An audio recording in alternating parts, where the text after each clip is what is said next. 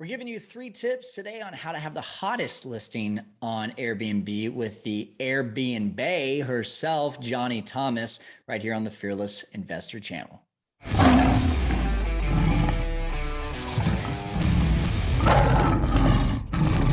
Hey, thanks everyone for joining us on the Fearless Investor YouTube channel and podcast. My name is Kyle Stanley. We're giving you all things Airbnb and short-term rentals. Johnny Thomas and I connected on Instagram. She has a large network of students that she's helping to be able to build a business in Airbnb, just like myself. But that's what I love about Airbnb. We're all helping each other out.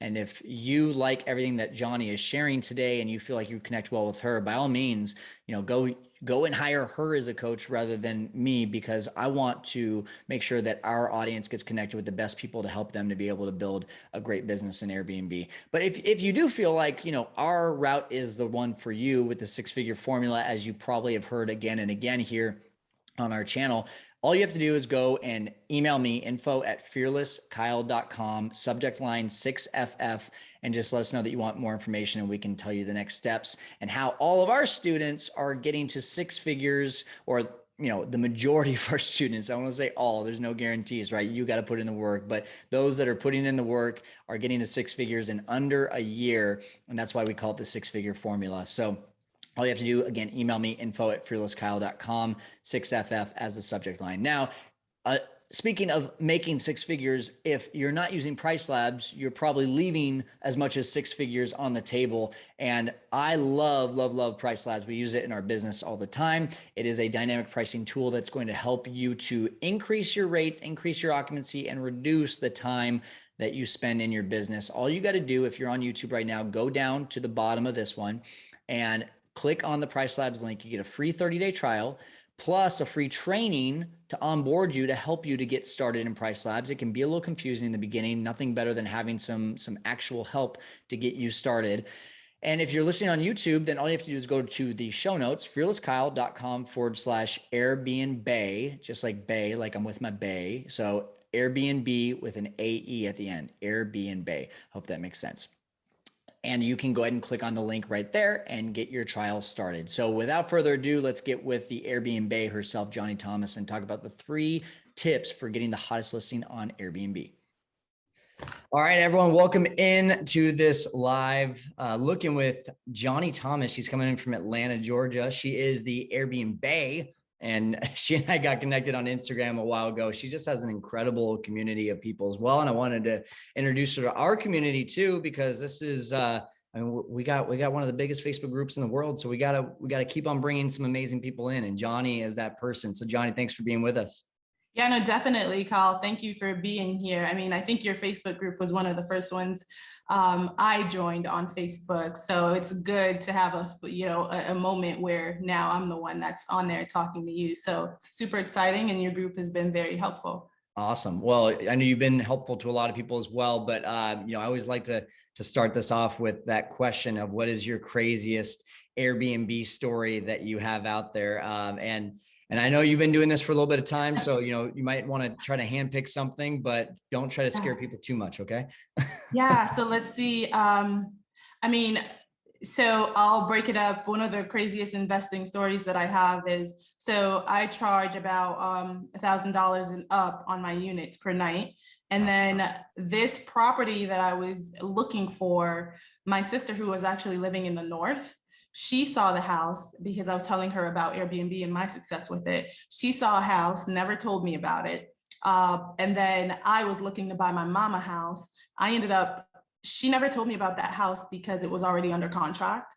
2 months later, it fell from under contract, and I actually put an offer on it without telling my mom about it because it was such a perfect house for Airbnb. And then my mom sent it to my sister, and it happened to be the house that she wanted. And that's the house that brings in the most amount of money on Airbnb. So Wow. You can say the family has good taste. I was going to say, go sis. Yeah. That's Yeah. awesome. That's a really cool story. So, and that's one of the things I want to talk about today. We're talking about the 3 secrets to creating the hottest listing on Airbnb. And you are one of the best at it because you are, like you say, getting upwards of $1,000 a night on Airbnb. And I know, what I love about what you've been able to create, a lot like my friend, Rachel Gainsborough, you don't have a ton of units, but those units that you have are just creating massive amounts of income, which I like that so much better because, you know, you get to focus really on being able to create an amazing experience with little overhead. You don't have to have a ton of employees. But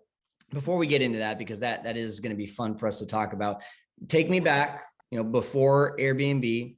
And by the way, guys, if you're watching live on the Airbnb Facebook group, the Airbnb Masterminds page, get your questions ready. You're going to have some for Johnny. I know you are, but if you've got questions, go ahead and fire away, comment down below there. We might not get to them until the end, but if we do see some relevant questions during a specific topic, I would love to ask them on your behalf. So Johnny, take me back before Airbnb. What were you doing and what was life like?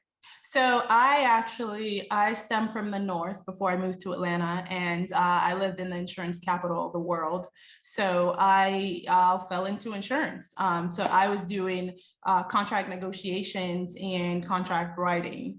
I was doing it for the legal department of my company. And so that was what it was like for me. I was in corporate. I was doing contract writing in the supply chain management and operations sector of my business. And that's what it was like for me, you know, the normal clocking in.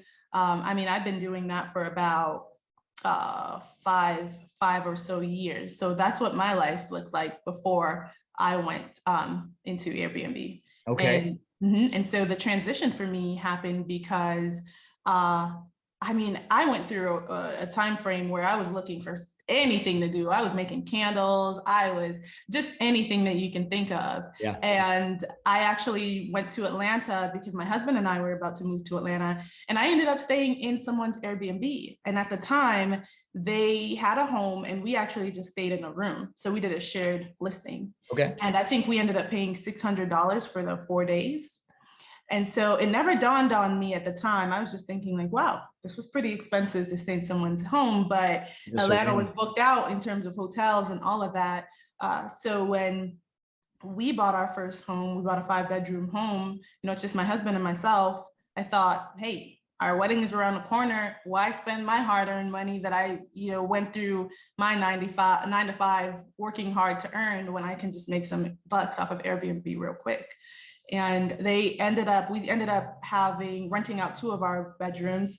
And I mean, it was a hit. It was scary to think about it was scary at first, right? To think about people in your home. Oh, yeah. People were really polite. And once you screen your guests, you just feel real comfortable with them. And I mean, at that time, I was only charging about $120 for the 2 bedrooms, right? And so it made sense to me that if I moved over to a home where people have privacy, could I think about how much more they would be willing to spend? So, yeah. You and I have a really similar start. I started doing it in a room as well. And talking about that fear, because I talk about this with a lot of my students who are couples, and they really get concerned about doing it as a room out of their house. What were some of those concerns and fears that you had in thinking about doing this as a room and having people come into your space? Well, first of all, I like to watch murder mysteries a lot, so I think about things like that. But worst case scenario right there. Yeah, no, I think some of the fears for me was making sure that they had enough privacy and that I had enough privacy as well. So would they be comfortable coming in late at night? You know, how would they enter the home? Things like that. It was more operational for me. So we did put a lot of boundaries. We tried to make it as free as possible, right? We stayed out of their way, they stayed out of ours. I mean, it wasn't a split level in any way. We were in the house moving around. They were able to use most of the home, right, except my bedroom. And they were pretty comfortable. We had like a guest rules that we sent to them prior. They signed off on it. We did extra security, so they sent IDs. They were absolutely okay with it. So I think, you know, and it's a two-way interview, right? Because we had to make sure that they were comfortable, because they do have questions like, hey, if we're sharing the space, who are we going to be staying with? So I think it was equally as important to make sure that they were comfortable as much as we were comfortable. That's awesome. So when you talk about these rooms, you said you were doing about 120. Was that 120 per room or 120 total? Oh no, they were getting it dirt cheap. It was 120 for actually there was one time where when I created another listing and we actually accidentally booked two people in the home at once. Okay. But remember, I had 5 bedrooms, so I just gave them the other two and it worked out. But I was doing 120 for both rooms. And my husband at the time was telling me it was highway robbery, and I didn't believe it. I was like, you have to make sure that you're pricing competitively. At the time, I wasn't pricing competitively. I was just giving it to them for dirt cheap. So yeah, it was 120 for both rooms. Were you covering your mortgage with that? Absolutely. Yeah. We actually covered about 75% of our wedding in about 3 months. Oh my gosh. Just a couple rooms out of your house. It's amazing. So just a couple of rooms. Yeah. Talk about the transition into doing it with the full house and just kind of catch people up too of what does business look like for you today? Yeah, so the full house transition actually happened. I didn't buy a home. So my husband bought our marriage home, and then we bought our first rental in 2020, actually. So right in the thick of COVID. So I actually have a funnier story about that. When I went to buy that home, or when we went to buy that home rather, and I say and I'll tell you why. So when I went to go buy that home, my husband is like, hey, I don't think that's a good idea. I'm a little bit hard-headed, but he's like, I don't think that's a good idea. You know, COVID's about to happen.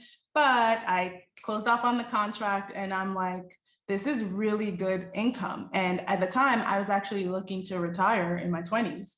So that's why I was pushing so hard to get that condo, which is about 5 minutes from downtown. And at the time, I went and I purchased it. My husband's like, look what you did now. You know, COVID's happening. You're going to have to think about renting this long term.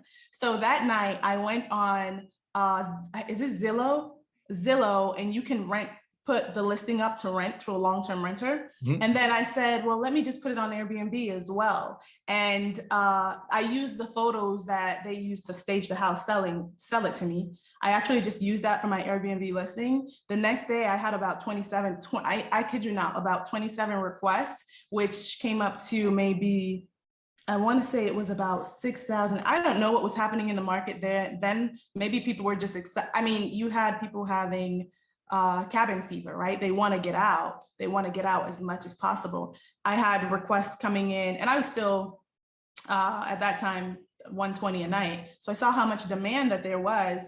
I'm like, hey, less than 24 hours of me booking this up and waking up, I had more than enough to cover the mortgage and make crazy amount of profit. So that was how I decided to push towards the, continue to push forward with the Airbnbs. So yeah, let's go back to what you said about buying a rental property, your first rental property during COVID. So what had you so excited about making, or were you excited about making that purchase? Well, in the culture of this being fearless Kyle, I was scared as I don't even know what. I was nervous. I mean, the numbers made sense, right? When you do it out of your room, there's an environment of risk that it's not as much of a risk as you anticipate when you're just starting brand new. You get to test out the market. So for me, I knew that the money was there. And, when people ask me, hey, why did I join Airbnb? Money. I joined Airbnb for money, right? And to make sure that, if I had a goal of retiring early and having kids, that I could do that rather quickly with Airbnb, and it made sense. So I was nervous because it was technically our first rental property, right? There's no turning back. I mean, you could do the safe thing of throwing it up on Zillow and renting it to a long-term renter, but I was scared because, those thoughts came in. What if this doesn't work, right? And no matter how many numbers you might see that it works somewhere else, what if it doesn't work here?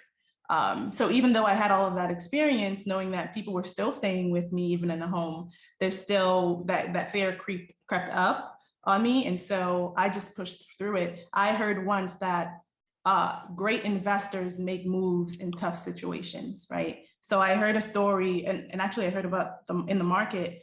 A lot of people were selling off their units when COVID first happened because COVID was new. A lot of people didn't know what they were going to do. I mean, people had 50, 60 houses that they were selling, huge investors, right? And today you have houses that are selling for double the prices. So, you know, it's one of those things where you got to take calculated risks, and mine felt like they were calculated because of my previous experience with testing the market. And that, so what I want to point out there is that even though you had experience, even though you knew that Airbnb was more than covering your mortgage plus your wedding as just a room out of your house, even though you had that proof of concept, we'll call it, you still had that fear. And I think that's important for people to know, because even my third, fourth, fifth arbitrage deal, my first co-hosting deal, I mean, you know, we're now 6-7 months into the business, still getting scared of like, what if this one doesn't make money, you know? And I think there's always going to be some level of fear. So where is that at today? How does that correlate over to your business today? Oh man, well, let's just say this. I'm sitting in a $5,000 apartment, right? That I come in maybe twice a month, that I'm not afraid of at all. I come in here twice a month.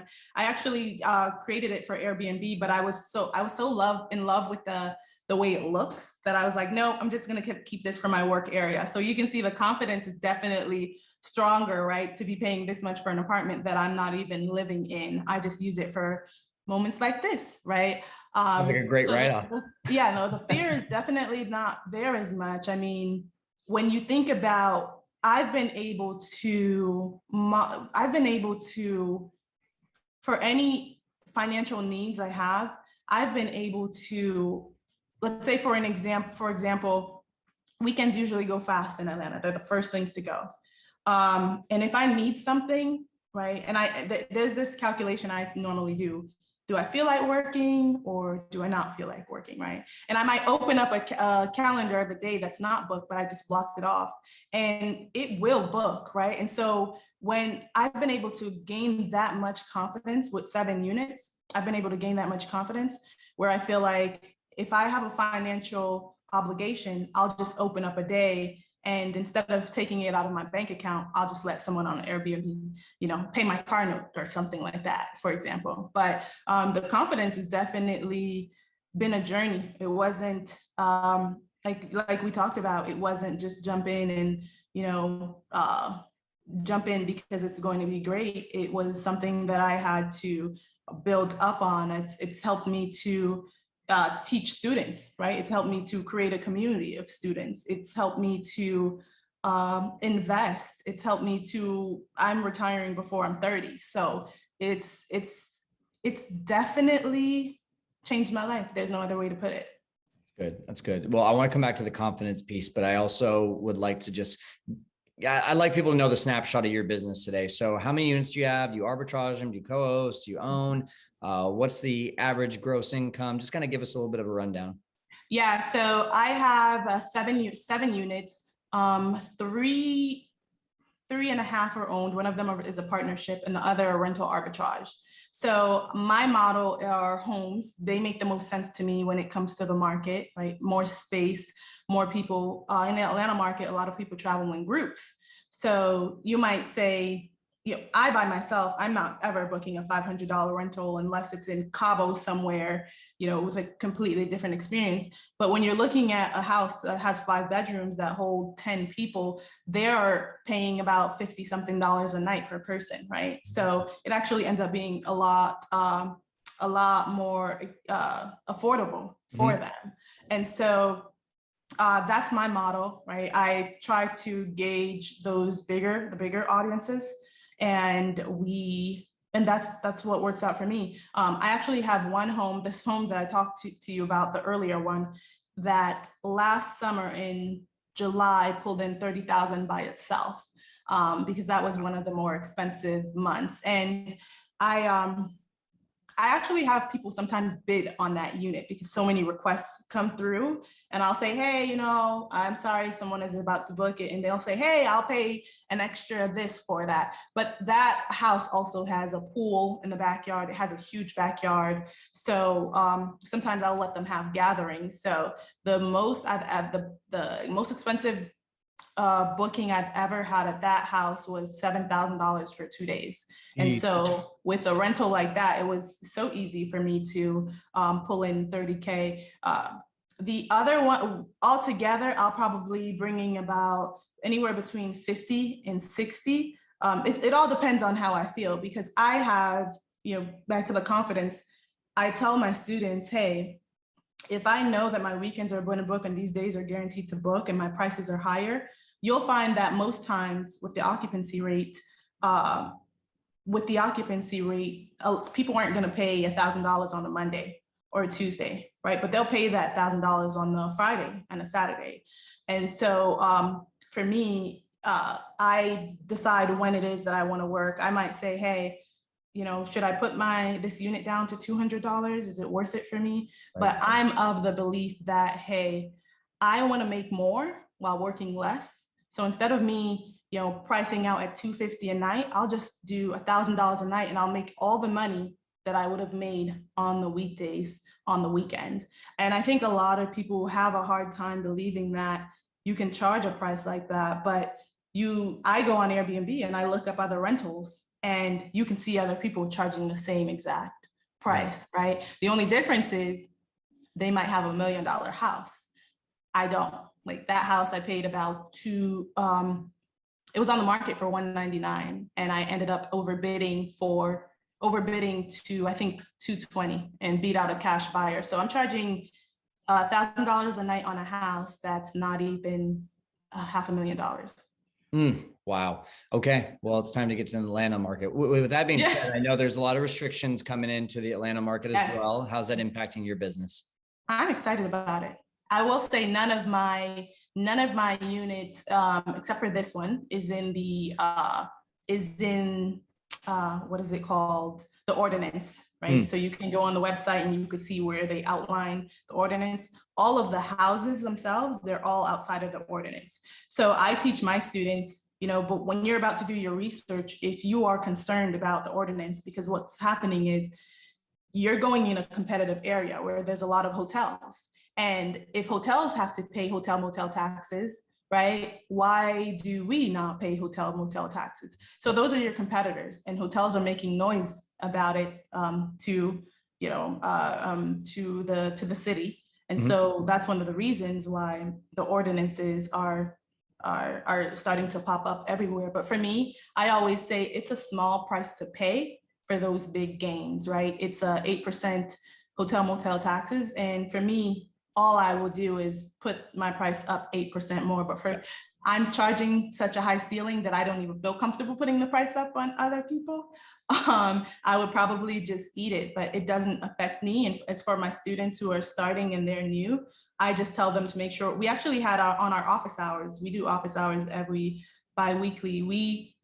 Monday night's topic was the ordinance and learning how to fill it out and how to make sure you are choosing the best area around the ordinance because Georgia's so big, right? And Atlanta is not all of Georgia. So the ordinance, if you want to avoid it, you absolutely can. And for those who can't avoid it, I tell them follow the rules because it is a small price to pay for such big gains. Yeah, absolutely. So I want to go back to confidence here. And you and I talked privately at one point and you said, I was charging, $300-$400. And then I just decided, I need to be charging more. And it started getting booked at these $1,000 per night. What gave you that confidence to, because that can be scary. Cause I think a lot of people, that scarcity mindset is, hey, but what if I don't get booked and then I leave money on the table? And I think there is truly a balance of that of, okay, there's such a thing as charging too much to where you're not going to get booked. And then there's such a thing as like, you're too booked and you're not charging enough. Yeah. So where did you find just that confidence to decide, hey, I'm going to just double, triple my rates and see what happens? Yeah. So two things, and I'll give you a little bit of a gem. So I actually was cleaning my unit, and what would happen to me is I'd have the place booked, and let's say someone would cancel because they can't come anymore that day. And I would say, oh, thank you, I can sit down and rest now. And the moment that I sit down, before I get to block off my calendar, someone would book me instantly like that, right? And so they were booking too quickly. And so I always say, if people are booking too quickly, then something is wrong, right? The demand is high, but I also had someone coming into that unit, a guest, and say, wow, your unit was one of the most beautiful units I saw when I was looking, and it was one of the cheapest ones. That's where she created a monster, right? And so that's where I decided, hey, I'm getting this feedback from a customer. I absolutely need to come up on my prices. And that was actually in one of my smaller units, like the 3 bedrooms. So at the time, I think I was charging like $2 something for that. And I now charge $498 on that one. The other idea I had with my bigger homes, one, I knew what I was offering. I knew how in demand pools are in Atlanta. I know how in demand big spaces are in my market, because in my market, the customer behavior is people travel in groups, right? So when you break down a hotel and you're being charged $190 for a hotel, there's no parking in downtown Atlanta. You're paying on top of that for your parking. It just made the most sense for your group to stay together. And so that's what I always hear, the consistent feedback from my groups. But one of the gems that I wanted to drop is in that same condo downtown, close to downtown, I have that condo, I think that's actually a 2-bedroom, 2.5 bedroom. And I have someone next to me who has 3.5 bedrooms. She has 3 floors. She's charging $150 a night. I'm charging double her rate. And we're on a condo right next to each other. You would think that she's my competition, but she's not. And the reason being, she's, to me, underpriced, right? So what happens is people book you very quickly, 3 months in advance. Yep. Now here comes me, a very beautiful unit, right? People, it's just the behavior in Atlanta. People are going to book.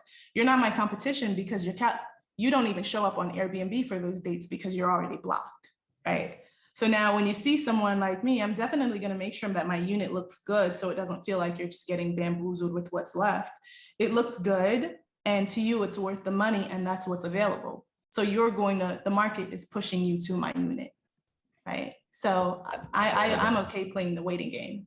Yep. I love that. We always talk about the 3 tiers of bookers, the types of bookers that are kind of coming up, and that falls into that first one of they're booking way too early. So you need to be that next one that's not priced in that range, so you're not getting booked early. And now it's a scarcity of demand or scarcity of supply, and you're able to take advantage of that demand. We've got some questions that are popping up on the side here. I want to get to those in a second, but I do want to get to the fact of what we titled this as, of the 3 secrets of creating the hottest listing on Airbnb. So what are those 3 secrets that you've got for us, Johnny? Yeah, so I talked about one in terms of like the demand and the gem, right?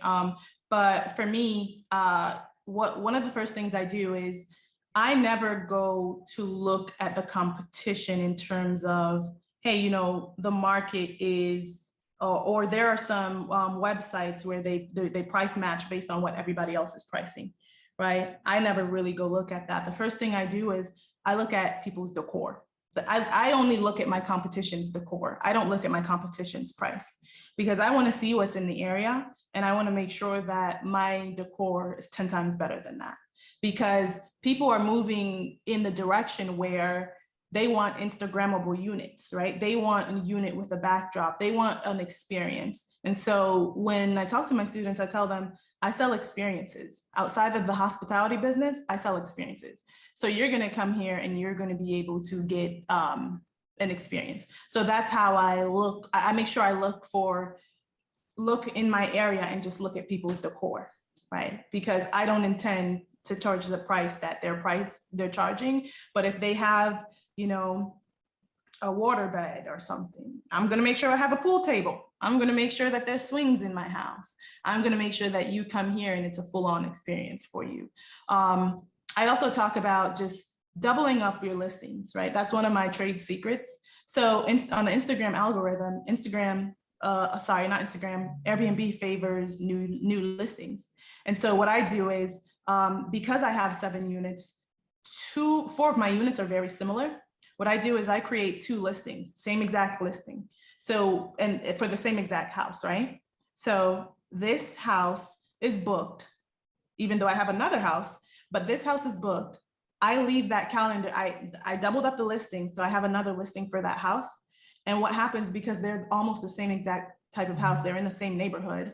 When I tell people this one's gone, they'll say, well, do you have anything else? Or I'll say, well, I have something else for you. And they see it, there's no difference between those homes. So it's a no-brainer. They're going to go ahead and grab that listing. I've never had it fail, right? Because they just want to make sure that they have this space. And so giving them a beautiful listing is a plus. Let me see what else I had here. So that helps with like your listing visibility. When you double up your units, you get more views. And so that's what helps you to get more bookings. So let me clarify really quickly here. So you're saying it's the same unit, you have two different listings for it, and you don't block off the calendar. Okay. So I have two houses that are the same houses, identical, right? It's like having two units in the apartment building. Okay, so it is two different units. It's two different units. Okay. But I have two listings per unit. Oh, okay. So depending on this, if this unit doesn't get, well, let's use this one. If this unit gets booked and that's the one that they happen to see and wanted, there's another listing for that unit, right? And that's how they're even able to find it. So I might say, for whatever reason, if this unit didn't pop up for them, I might do a switcheroo and say, hey, that one is actually booked with a return guest or whatever the case is, and they'll want the other unit. I'm very involved when it comes to my Airbnb guests, first of all, right? A lot of people talk about automation, right? Which is important. One of the ways how I built my business is I'm very involved with my guests. So it's not ideal for me where I'm going, because the more units you have, the more guests you have, and it gets harder. So that was something I started to do as I was getting more units. I'd pick up the phone, I'd call to speak to my guests. They feel so comfortable, and they always say to me, hey, I've never had anyone call me and speak to me in XYZ. So that's how I'm even able to build the rapport with them, for them to say, hey, yeah, this is a no-brainer. So it's really, those were the four things for me. You know, three things. I look up the people who are around me, and I look at their decor, right? I scope out their decor, not necessarily their pricing. I might also go and search up $1,000 a night units and see what they have and see what I need to offer. And so I'm marking my competition based on their decor. Yeah. And then I'm doubling up my listings, so it's driving up my views, right? And more people are running my way. And 9 times out of 10, I will have an available unit for you. Right. Awesome. I also say the price you set is the price you get most times, right? For me, and at least in the Atlanta area, and what I've experienced and what most of my students have experienced. And so I also add additional services. I might put a car on like I have a couple rental cars. I might put a car on that unit that people like to gather, because it's right next to the airport. And so with the shortages of cars and then how everything is going in the market, that looks like an attractive listing, because all you have to do, I mean, the lines were 2-3 hours long to get a car at the airport. And Atlanta has one of the biggest airports. So I always say you can look at where if a destination is profitable by the amount of traffic it has there, right? And so I might put additional services on my listings, and people absolutely love them. And so those are 3 of the things that I would recommend. You know what I just love about everything you're saying? It just centers around the fact that you completely understand how to dominate your market.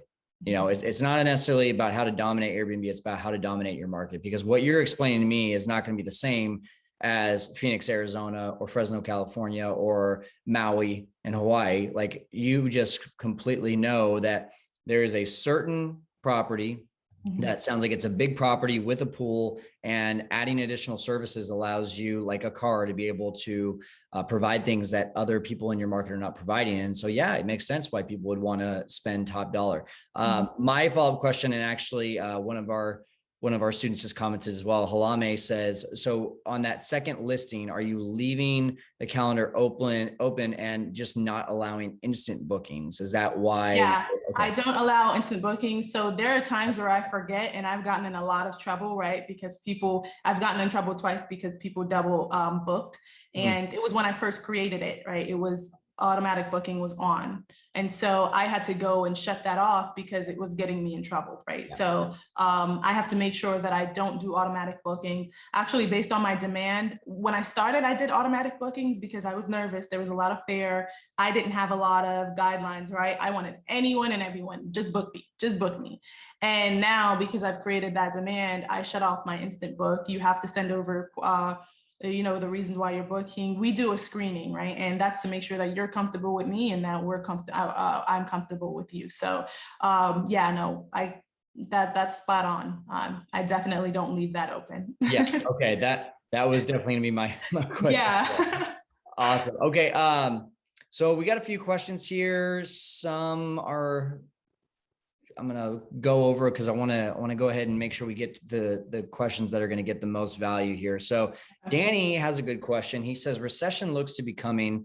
What should we plan for during this downturn? Now, there's no guarantee there's going to be a downturn, but there's a lot of talk about it, and I think it's worth talking about here, especially even looking at it from an Airbnb perspective of, is it going to affect travel? Is it going to affect things like that? Is it even going to happen? What are your thoughts on all of it? Yeah. And so you're saying recession, recession in general. So for me, right, and I think about the Atlanta market and the Houston market, and the experience that I had when it came to the recession or just purchasing my first unit is that's exactly what I thought. The market is going to crash. A lot of people thought the market was going to crash, but in my market, I tie it back to the unemployment rates, right? A lot of people, the unemployment rates are high, and people are, they might be going and getting food stamps and government services, unemployment, all sort of things like that. But that doesn't necessarily mean that people aren't working, right?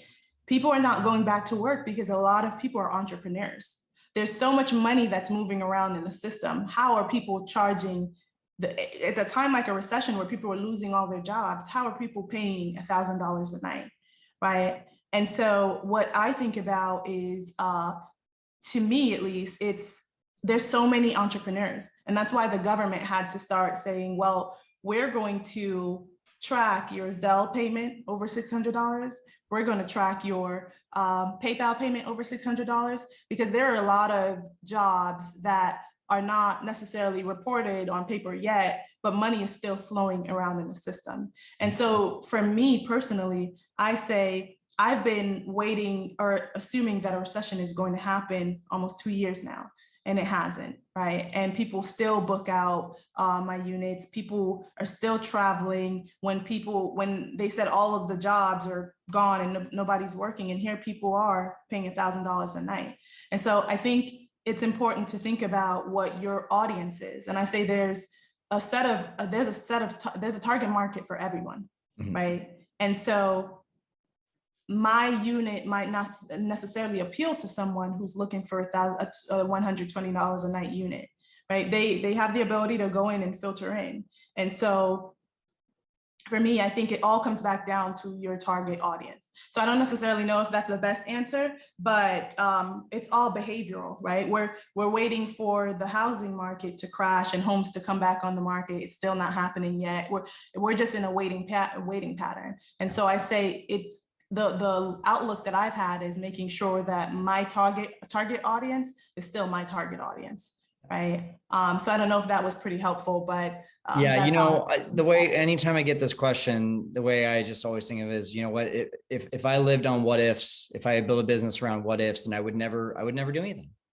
We have to be able to take risks. We have to be willing to try some things out. And we all thought that Airbnb was going to be in big trouble as soon as COVID started, and it happened for maybe 2 months, and then it's just like boom, right back up. And people get scared, people get worried, but that's that. At the end of the day, the difference between someone that's going to go out and build a giant 6-7 figure Airbnb business and someone that's going to say, I'm just going to wait for the downturn. I think there is. At the end of the day, I just think if you're not acting, then you're not going to be able to have a business, and you're going to miss out on things. But no, for sure. And I would just add one more thought. Like I have a direct booking site too, right? And so for all the people who have booked with me in the past, they actually reach out to me directly because they have like my work information. And so it's for me, I normally rebook them through my site. And so I think it's so important to make sure that you are creating an experience for your guests and even a relationship, because my guests, you know, they feel so comfortable reaching out to me. Think about all the reviews you've ever seen on someone's listing where hey, this is my second time coming back. Hey, this is my third time coming back. So I've been able to create something separate away from Airbnb that can help to sustain me if necessary. Absolutely. Cool. We got time for 2 more questions here. And this one is a big one. I feel like could be a 3-hour-long training. In fact, we actually have a 3-hour-long training for it, which is why I say that. But I would love to hear your take on this. It's from Katie. She says, how do you determine how much you could potentially profit after expenses on a monthly basis? I love this question. I love this question. Hey, Katie, by the way. So, man, because so when I was charging the $120 a night on my, starting out on my condo, the one that's close to downtown, when I was charging that amount, I can't remember if it was about 40% occupancy was paying my mortgage, right? 40% occupancy, I believe, was paying 40 or 50, give or take, was paying my mortgage. So everything else, and that at the time, remember, my husband, we're scared. We're thinking that, hey, COVID is gonna knock this thing down. I only cared about my rent at the time, right? I only cared about, my mortgage, making sure that my mortgage was paid. That's all I cared about. And then what happened was I made sure that like my utilities, right? Those are the smallest amount that they can be, like Wi-Fi. I do want to give my guests the best Wi-Fi, but starting out, I watch and I see, is this tier of Wi-Fi enough for them, right? I was more price sensitive when I was starting out. And so at that unit, all I cared about was being 40% booked just to make sure that my mortgage was covered, because I had that fear in me that it wasn't going to rent. So when I saw more coming in, it's like, okay, now, you know, let's take care of the utilities. Let's take care of X, Y, and Z. I charge an early check-in fee. I charge an late checkout fee. I had to shift and figure out if I wasn't making that amount, right? I think 3 months into having that unit, I pulled in $7,000, and I never imagined that I would have been able to do that. So when you're talking about a mortgage that's $1,200, you know, and the rest of it is technically profit to me, because my utilities were coming up to around $200. Let's say $200 is what my utilities were coming up to, right? But that's why I was able to shift to say, hey, I'm going to charge a higher rate, because I actually don't want as many people in my home and using up the utilities and the risk of having some bad gas and things like that. And I want to be able to make the max on the days that I know for sure they're going to come in, right? Which are the weekends. And so I was able to reduce the occupancy and bring up my revenue. And that might not be ideal in all the markets, like Kyle talked about, right? It might not be ideal in all the markets, but it worked out in this market, and it worked out in the Houston market for me. And so in the Houston market, you know, it's kind of different. In the Houston market, they love high rises and the view and being next to the mall and things like that. At least what I've experienced. I never bought a home in Houston, but that high rise, they love the views, kind of like Miami. I know I'm going off on a tangent, but I just kind of watched and waited and saw how much my expenses were versus what was coming in. And I know people often talked about peak season and slow season. On peak season, to me, I'm going to save up all this money. So if anything ever happens in slow season, I have the money to cover it. So instead of pushing yourself in fear and saying, hey, I'm not going to be booked, what about all this money that you made in peak season that can sustain you through slow season? Yep, absolutely. Cool. Great answer. Great question, Katie. And if you're looking for an exact formula of everything that Johnny just talked about as well, we've got one for you, fearlesskyle.com, right under the Airbnb tab. We've got a 3-hour training on this. It's the market eval kit. It's only $97. So you can go and jump on it right away, and you can have the exact formula of what we use to be able to just get down to the nitty gritty of like penny for penny, dollar for dollar, what you can possibly make out of property. All right, last question here. And I know there's been a lot of questions, guys, but we are definitely coming to the end of the time here, and I want to make sure that we get the best one in. So I do want to ask this question from Rocio, but I want to add a little bit to it. She says, do you provide the car for free or for extra charge? I want to say, do you provide all of these extra services that you mentioned for free or for extra charge? And if you are charging, how much do you, how do you decide how much you're going to charge? Yeah, so I don't do anything for free. So, so first I will say, here's a little story. I don't charge any of those things. All of those things are for an extra charge. And it also depends on the guest, because in talking to my guests, as I mentioned earlier, in speaking to my guests, I'm able to tell how price sensitive they are. So I might say, hey, I'm not going to charge this one a check-in fee, because they were already asking me so many questions that seemed a little price sensitive in the beginning. But, there are some people who are coming in and they're excited, and they just want the unit and they want to come in early. And especially if they want to come in 5 hours early, hey, I might have to pay my cleaning lady a little extra something to get her to move me up on the cleaning priority. So I shift that cost over to her. But here's a little story. That $1,000 a night unit, which I've charged $1,400 on it for the holiday weekends. That $1,000 a night unit, the demand was so high that I pushed it up to $2,000 so that people could stop booking, because what was happening is there was so much demand and requests coming through that I could not get to people in time. And I was just overwhelmed. I was doing it myself. And my response rate started to tank, which that messes with your superhost, your superhost status. And so when I pushed it up to 2K, right, what happened? I got bookings. Yeah. I was mind blown. So when that happened to me, I started to think, people want, and I also say that to say, don't, be fearless. Make sure that you are fearless and test your rates out, right? When it comes to my car, I might charge, I have a 4-door Jeep. That thing is a gas guzzler, but it carries a big group, right? And people are willing to pay for it because the lines are long, and on Toro, you have tons and tons of fees. So depending on the group, I might charge anywhere from $190 to $250 a day. For my check-in fee, it also depends on the size of the unit. So for my smaller unit, I might charge $40. For my larger unit, I might charge an extra $100, and they pay it. They're excited to pay it. So I don't do it for free. I mean, I thought to myself, if I was able to charge 2K on a unit, then, and I didn't leave it at 2K because it did slow down. It was just some anomalies that said, hey, I want it regardless. But I was able to charge for the extra. If you come in, I charge you for your extra guests over the count that it's supposed to be. I don't know where you're going to sleep, but obviously you think that there's somewhere in there for you to sleep. Yeah. So, if they beg and they plead, I'll say, hey, go ahead, but I still charge them an extra fee for it, because you are using up utilities, you are using up things, and you are just overall a risk to the home. So I require that even if it's over the 12 and you're saying, hey, I just have 2 more people and I want to bring them, I charge an extra $50 a day per day. So if it's 2 days, I'm charging $100 for that person. So I don't do that in peak season, right? I'm a little bit more laxed. I'm sorry, I don't do that in slow season. I'm more laxed, and I want people to come and embrace me, right? Because I'm more at your mercy in slow season.